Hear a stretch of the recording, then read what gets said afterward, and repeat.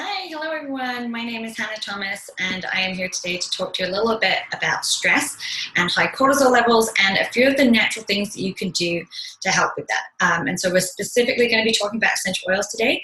There's a lot of things you can do to help manage your stress. And so I would always recommend tackling it from every angle. So you've probably already heard of, eating right, exercise, getting enough sleep, taking 5-minute breaks, doing some deep breathing, doing a gratitude journal, making some time for some self-care and some time by yourself. So all of those things are fantastic and they really need to be taken seriously because those alone will make a huge difference. But you probably know about those things and you're probably watching this video because you want to know specifically about what essential oils you can use to help you in this process of reducing your stress.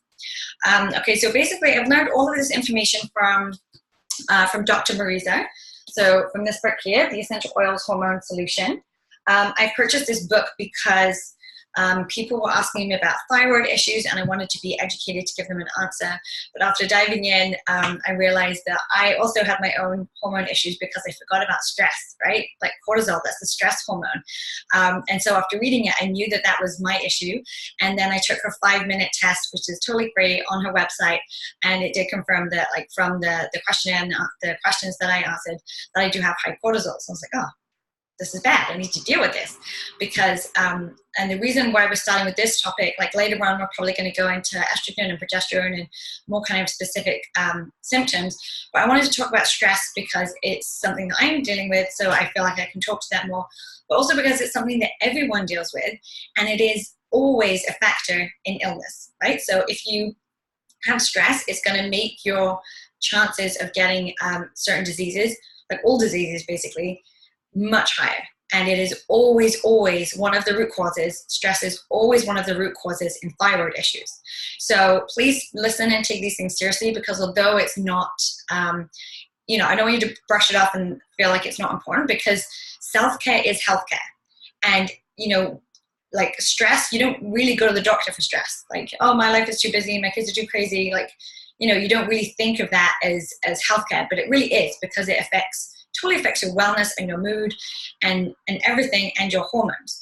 And your hormones basically control everything, right? They have, it includes like your insulin levels, your digestion, your T3 and T4 cells, and that's going to be, part of your thyroid issues, estrogen, progesterone, sleep, your hunger, like your sex drive. It just is around everything. So if we can get a handle on some healthy ways to manage our stress and get any help in that area, I think it would be really great for all of us. So stress is like a natural response in the body and it's kind of designed, the fight or flight response. It's designed to save your life, basically. So the difference between being chased by a tiger and you might die, that kind of fight or flight response, like everything else in your body shuts down apart from just giving you energy to run. That is basically the same response as you might have when you might get perhaps emotionally triggered by something else. Like maybe someone said something that made you worry, or your boss made something, said something, you can't stop thinking about it, or you've got a deadline tomorrow and you're not ready. Like that stress feeling is basically in your body. It reacts the same as if you were being chased by a tiger and it's a life or death situation. So even though we might have these minor stresses, it is actually taking a big effect on our body. Because if you imagine you're being chased by a tiger in a life or death situation every single day, 3 times a day, you know that wouldn't be sustainable and wouldn't be healthy for your mind or your body or your emotions or anything, right? So that's why stress is a big deal and it's something that we shouldn't really be brushing off. So in my wellness kind of rituals, this is what I'm specifically trying to work on because the opposite of fight or flight, the opposite of that is rest and digest. So we'll often see a lot of digestive issues. And if you are kind of in tune with your body, you might notice this in yourself. Whenever you're stressed, you might have more digestive issues. So anything from just, kind of bloating or constipation or anything in the kind of gut area to more kind of chronic symptoms like IBS sort of symptoms or anything in that direction. Because stress leads to inflammation and that is going to, lead to bloating and IBS kind of digestive uncomfortable situations. because if you are like running for your life, or if it's a life and death situation, your body kind of shuts down all things that aren't crucial to life or death, which means your digestion and then your reproductive system too. It's just like, okay, those aren't important. I'm going to make sure that there's energy. So I'm going to release a lot of sugar and glucose into the bloodstream so that there's energy, and make sure that this person can run away. Okay, so other things don't matter as much. So that's why even something as simple as stress can lead to reproductive issues. And obviously, there are many other issues going on. There's always lots of factors in a person's health and wellness and any kind of health issues that they are facing. And so I'm not saying like if you're having issues it's because you're stressed and not taking care of yourself. That's not what I'm saying. There's also genetic factors, family things, all of those kind of things. But I just want to focus today on stress and how we can lower those levels naturally with essential oils. Just an FYI, I'm not saying we shouldn't ever use any medical intervention. That's not what I'm saying. And the great thing about essential oils is that they can be used with other things as well. So for example, if you're feeling stressed and you're, on antidepressants or, something else or whatever it is, the likelihood of the essential oils interacting with that in a negative way is highly unlikely. So you can double check with your doctor, but basically you can use these in conjunction with other kind of forms to help reduce your stress. So that's why it's a really beautiful tool to have in your tool belt.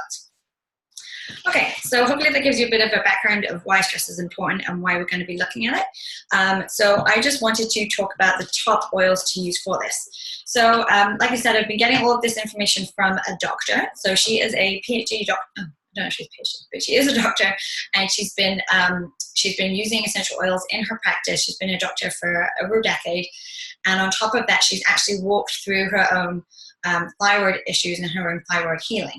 So she was diagnosed with Hashimoto's disease, which is a autoimmune disease, and that's kind of the reason why she wrote this book. So I think it was about $30 off Amazon, and I really recommend it to anyone and everyone, whether you think you have hormone issues or not. And also, if you live local to me or not too far from me, I live in Hamilton, I would love to lend this to you. I would so love to lend it to you. It's really incredible book. Okay. So what she suggests basically is when you have an issue, you tackle it from every angle. So you need to look at your sleep and your diet, those things, and then also taking breaks and using essential oils. So we all know that stopping and having mindfulness moments and deep breathing is going to be good for reducing our stress levels. But if you're taking 5 minutes to do some deep breathing, why not just include some essential oils into that too to be even more effective? Like aromatherapy has been proven to have effects on your stress, and so has deep breathing. So do them together to get the most out of it, right? And these are things that you can do at work as well. You can do in the office. Even if you can't have a diffuser in your office, you can have diffuser jewelry, like a necklace or bracelet. You can have like a nasal inhaler. So it's like an empty inhaler, and then there's like a wick inside, and you can make your own oil blends and then kind of inhale that. And there's also roller blends. Some rollers here. So, here you go. Here's one I made actually for adrenal fatigue, which is part of the hormone system too. So, and here's just buy a blank roller, or you can get them from me, and then you can fill them up with a special blend, and then roll that. And that's great to use on the go. You can just, for adrenals, I'm going to do this right on my back over my adrenals, but you can also, for the most part, do them over your heart, on your wrists, on the back of your neck.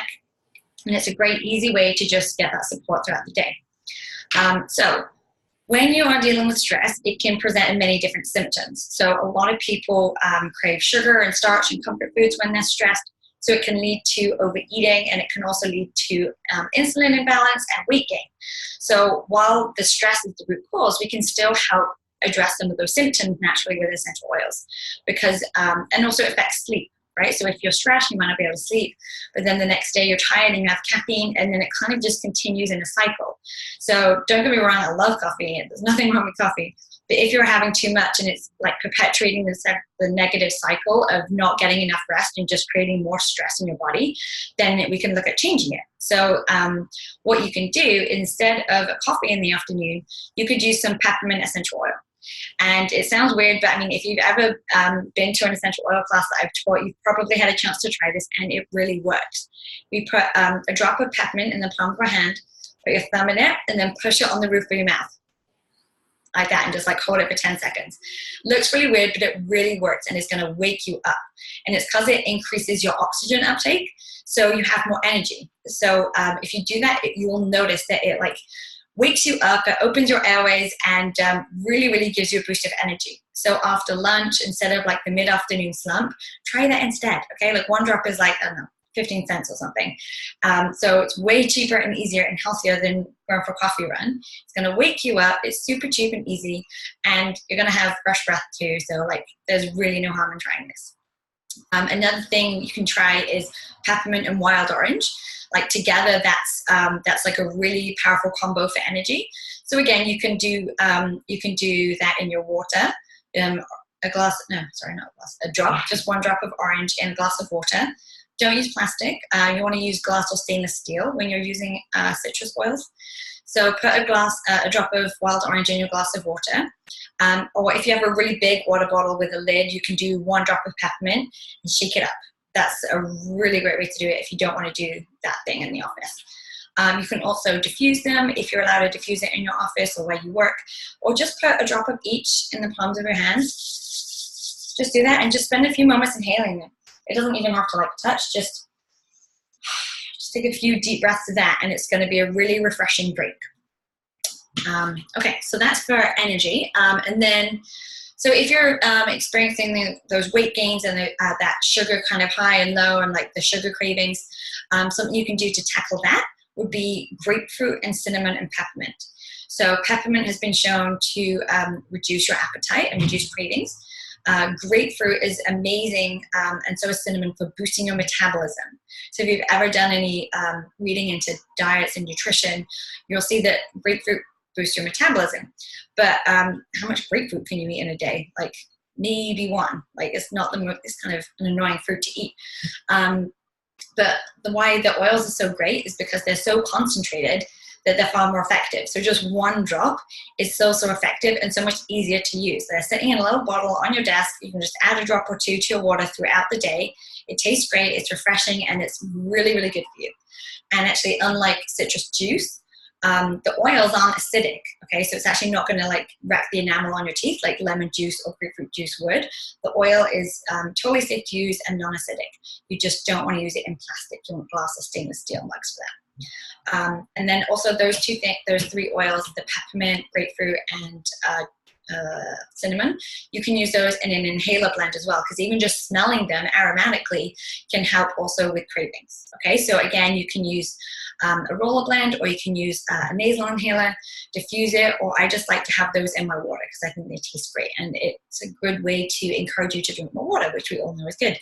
And then, you know, when you work in an office, I used to work in an office for 10 years, and sometimes I would just drink as much as I could so I could get up from my desk and have a break. Just walking to the washroom, just like sitting, staring at the screen all day isn't good for you. So it's good to, you know, encourage walking, stretching, taking a 5-minute break, just like doing your stretches and giving your eyes a break from the screen. Okay, so those are things you can do for some of the symptoms. And then, okay, let's see here. Okay, so when I get stressed, I get tension headaches. Okay, so I kind of get a headache here and back of my neck here. And so something we can do for that is peppermint, like just a superstar oil, so helpful. So peppermint and lavender and frankincense, you can just rub that right on the back of your neck, on your hairline, and on your temples, but not too close to your eyes, or the vapors will like hurt your eyes. And that's going to be really helpful at it brings that kind of cool tingling sensation. It's really going to be helpful for releasing some of that tension. So if you get a break, you can just like lie in your car and have that on and just kind of rest, or even just at your desk, you can have that on, just smell great, and it's going to help reduce some of that tension that you're feeling. So we've got something for headaches, we've got something for cravings, we've got something for giving you energy and waking you up, all things that I think we need throughout the day, whether we are stressed or not. Okay, so then for sleep and rest, you know, I don't even need to say this. I'm sure you guys already know, you're thinking already of lavender, right? When you think of lavender, you think of rest. But also, if you just like do a quick Google into some scientific studies on lavender, you'll see a ton of studies around emotional stress and anxiety, not just sleep. Lavender isn't just for sleep. Okay, so and it's also amazing for skin, just FYI, like anything kind of red and bumpy and itchy, anything like that, lavender is so soothing for that.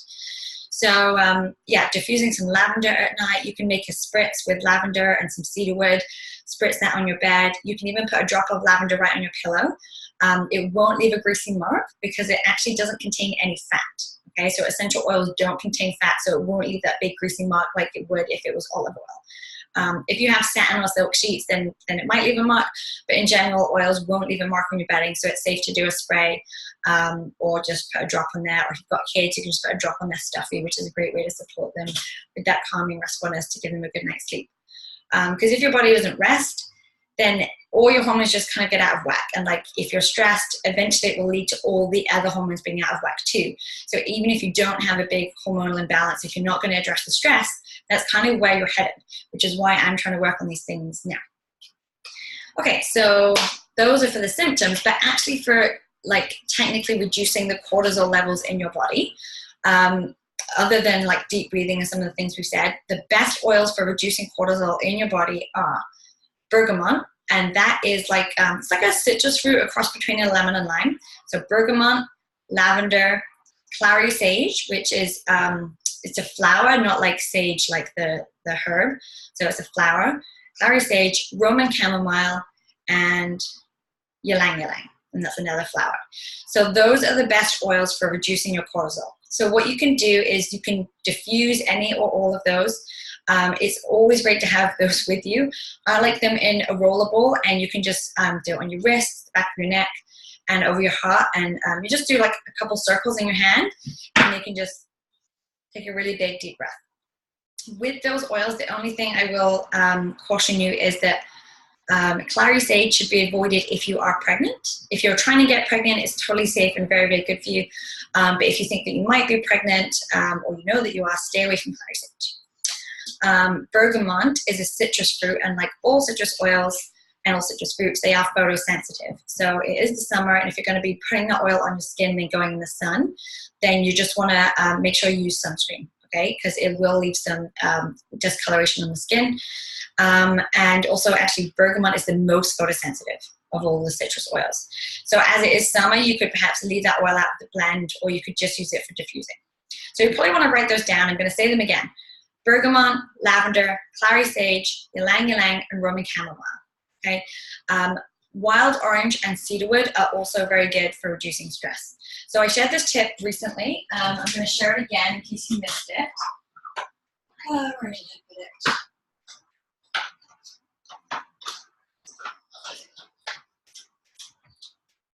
Okay, well, I can't find it. Must be in the other room.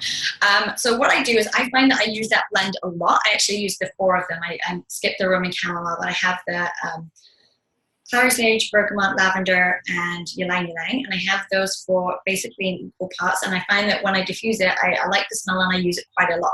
So what I did is I waited until my bottle of any one of those oils was almost done, like about like a quarter left, and then I topped it up with the other oils. So now I have that stress blend in one bottle. So if I want to diffuse it, I only have to open one bottle instead of 4 or 5.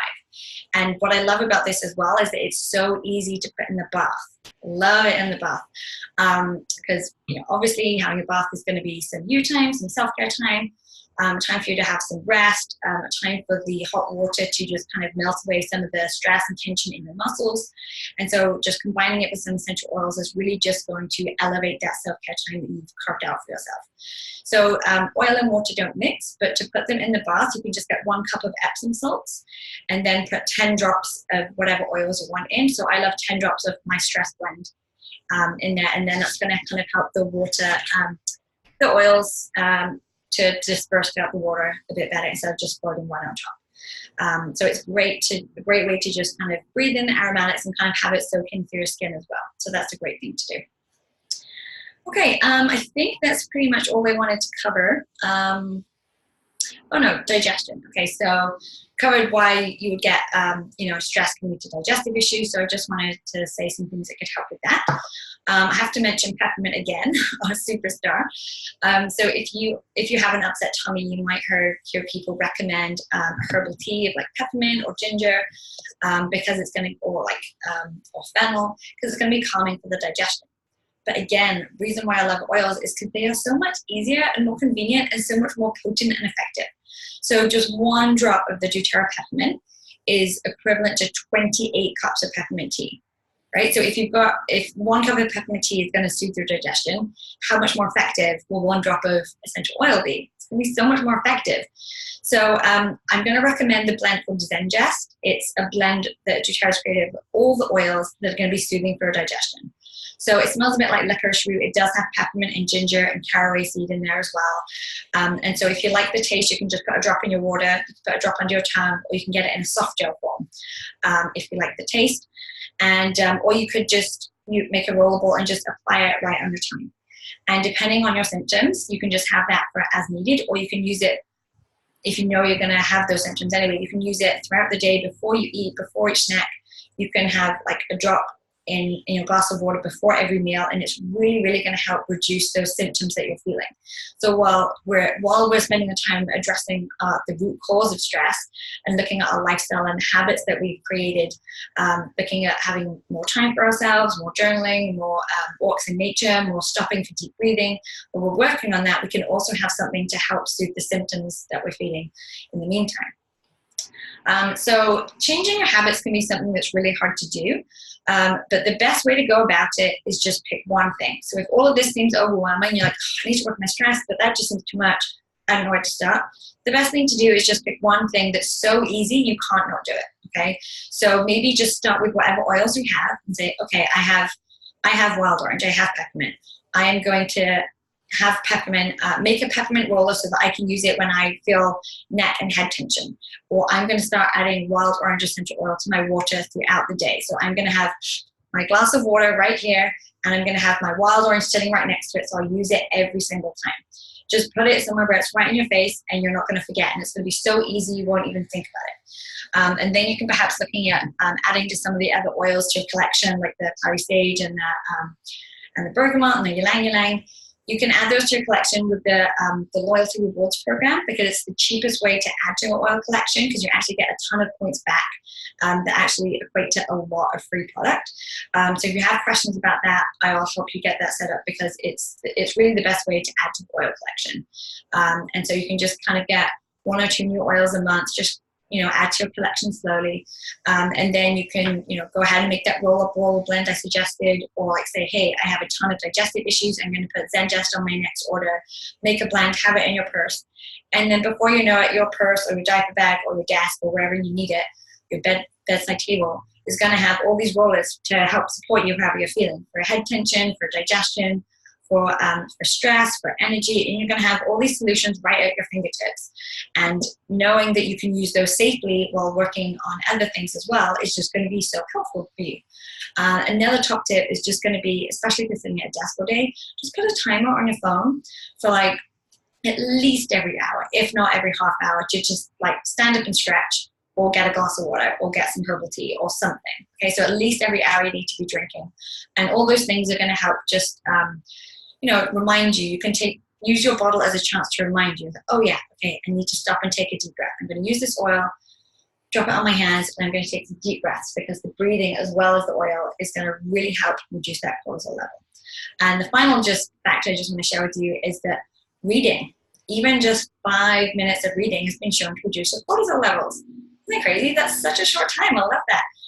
A lot of us spend too much time looking at screens, and that can really affect our sleep. It's so hard to avoid, because you work on computers and you come home and watch Netflix. But if you can shut off your electronic devices an hour before bedtime, or even half an hour, it's going to really improve your sleep. And then again, like half an hour before bedtime, just start your diffuser going with some lavender or cedarwood, bergamot as well. Actually, all of the oils I said are, ylang ylang too, and rum and chamomile. They are all great for bedtime. And so you can use, in the day, it's not going to put you to sleep, but they are wonderful and calming at night. So you can start to diffuse that, so that when you finally walk into your bedroom to go to sleep, you're already in a nice restful environment. And then you've created that space where you want to just kind of sit and read for 5 minutes and then go to bed. So all those things, like having good sleep rituals, will be amazing. So even though you think, oh, I don't want to go to bed early, like I don't want to do this sounds boring, this isn't going to change anything, it will, because the little things are what your life is made up of, and the little things is what creates your life. Like health is habits, right? Like, you know, you can't eat one salad and expect a six pack. You know, you can't work out one time and like expect some big muscles. You can't use one drop of oils and expect it to change your life, right? That's just how things work. It's creating the habits that that can create health. So there we go. So I hope you found that helpful. If you have any questions or you want me to share any of the recipes, again, post them for you, I will. But I hope that you can find some space this week, some time for yourself, and I hope that you give essential oils a try to help reduce the stress. So just inhaling some oils is going to be really helpful for you. Just pick what works for you. I mean, lavender isn't my favorite smell, but it works really well. So I love it when it's diffused with cedarwood. For some people, they just love wild orange. So just find what works for you and just go with it and just start using it and don't be scared. Like add some bergamot to your cup of tea in the evenings. Like it's just wonderful. Just try it. And let me know what you think. And here's to good health and not being stressed. Okay, bye.